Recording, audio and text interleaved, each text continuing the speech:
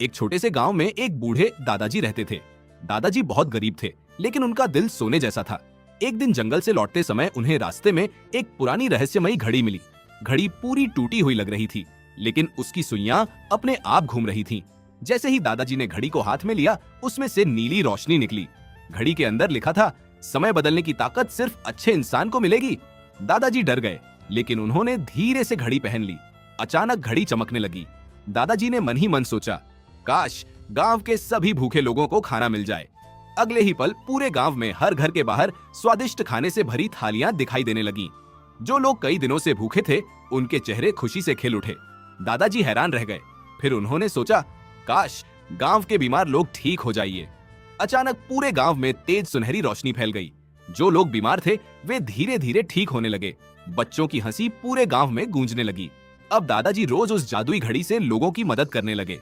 किसी के खेतों में फसल उग जाती, किसी की टूटी दुकान फिर से चल पड़ती, किसी गरीब के घर में पैसे पहुंच जाते। धीरे धीरे पूरे इलाके में खबर फैल गई कि दादाजी के पास समय बदलने वाली जादुई घड़ी है। लेकिन गांव में रहने वाला एक लालची आदमी यह सब छुपकर देख रहा था। एक रात जब दादाजी सो रहे थे, वह चुपके से घर में घुसा और घड़ी चुराकर भाग गया। उसने घड़ी पकड़कर कहा, मेरे पास सोने के पहाड़ आ जाए। अगले ही पल उसके घर में सोना ही सोना भर गया। फिर उसने कहा, मेरा छोटा घर सबसे बड़ा महल बन जाए। और कुछ ही सेकंड में उसका घर चमचमाते महल में बदल गया। अब उसका लालच और बढ़ गया। एक दिन गुस्से में उसने कहा, पूरा गांव मेरे सामने झुक जाए। तभी अचानक आसमान में बिजली चमकी। घड़ी तेज आवाज करने लगी। उसका महल धीरे धीरे टूटने लगा। सारा सोना धूल में बदल गया। उसके नए कपड़े गायब हो गए और वह फिर से गरीब होकर सड़क पर खड़ा रह गया। वह डर के मारे कांपने लगा। तभी जादुई घड़ी उसके हाथ से उड़कर आसमान की तरफ जाने लगी। वह उसे पकड़ने के लिए पीछे भागा, लेकिन घड़ी बादलों के बीच गायब हो गई। अगली सुबह दादाजी उदास बैठे थे। तभी अचानक आसमान में तेज रोशनी फैली।